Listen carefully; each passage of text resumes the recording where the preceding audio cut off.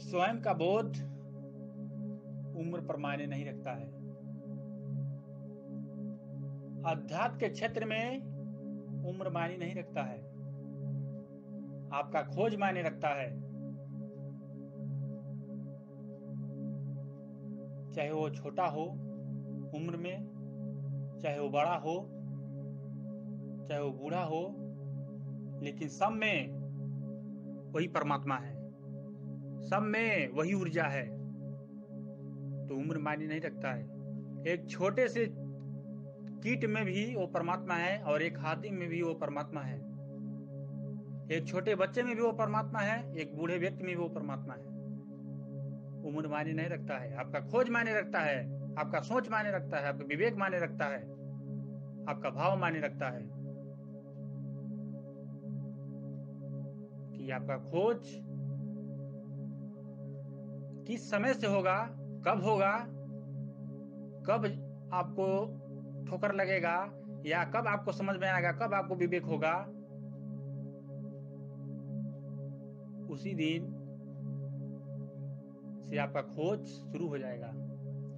उसी दिन से स्वयं के प्रति चलने लगेंगे, स्वयं के बोध के प्रति चलने लगेंगे।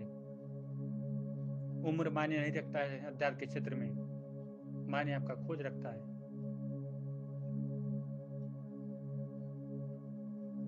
मायने आपका सोच रखता है। और खोज स्वयं के प्रति होना चाहिए, सत्य के प्रति होना चाहिए, उस विराट परमात्मा के प्रति होना चाहिए, उस आनंद के प्रति होना चाहिए, उस परम आनंद के प्रति होना चाहिए। क्योंकि भक्ति करने वाले बहुत हैं, लेकिन उसमें कोई कोई खिलता है। भक्ति के प्रति, स्वयं के प्रति खोज सबका जारी है, लेकिन खोजने का जरिया अलग अलग है। कोई पुस्तकों में खोज रहा है, कोई मंदिर में खोज रहा है, कोई संस्थाओं में खोज रहा है, कोई अपने भीतर खोज रहा है, और मिलेगा उसी को जो अपने भीतर खोजेगा। अपनी गहन शांति में उतरेगा वही जिसने अपने भीतर उतरा, जिसने अपने भीतर झांका। चाहे वो उम्र में छोटा हो, चाहे उम्र में वो बड़ा हो, जिस दिन उसका खोज शुरू हो जाएगा सही दिशा में अपने प्रति, उस परमात्मा के प्रति, उसी दिन उसका यात्रा होशपूर्वक हो जाएगा। उसी दिन उसका जीवन होशपूर्वक हो जाएगा। फिर हम कहते हैं उम्र मायने नहीं रखता है। अध्यात्म के क्षेत्र में स्वयं का बोध करने के लिए आपके भीतर जो विवेक उत्पन्न हो रहा है, आपके भीतर जो भाव उत्पन्न हो रहा है, आपके भीतर जो समर्पण उत्पन्न हो रहा है, यही बहुत काफी है। यही आपके जीवन का साथी है। जिसने अपने भीतर उतरा, अपनी परम शांति को प्राप्त हुआ। हर व्यक्ति को चलने की जरूरत है, चाहे उम्र में बड़ा हो, चाहे उम्र में छोटा हो।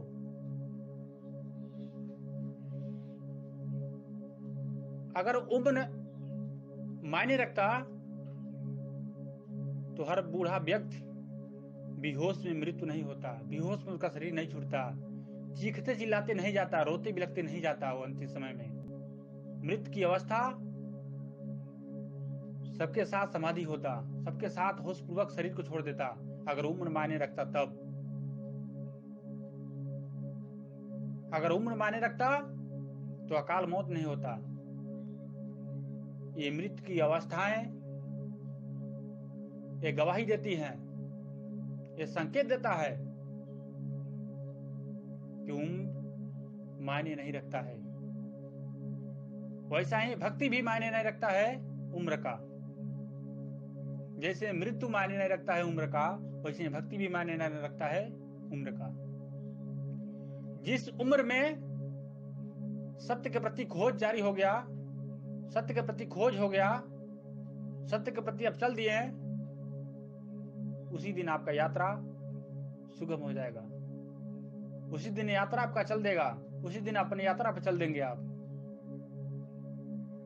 जैसे मृत्यु एक बूढ़े का भी होता है, एक जवान का भी होता है, एक छोटे बच्चे का भी होता है।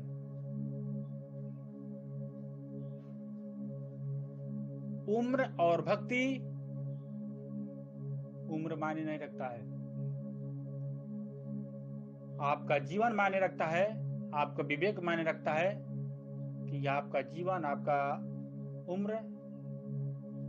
उम्र में कैसा आपका जीवन बीता, यह मायने रखता है। आप कैसा जीवन यापन किए यह मायने रखता है। आप अपने जीवन में बेहोशी में जिए हैं तो सांसारिक गति प्राप्त होगा, अकाल मौत प्राप्त होगा। लेकिन आप अपने जीवन में होशपूर्वक जिए हैं तो आपका जीवन होशपूर्वक है, तो अंत में शरीर होशपूर्वक छूटेगा, समाधि होगा आपका, आपके शरीर का समाधि होगा, आपका शरीर होशपूर्वक छूटेगा।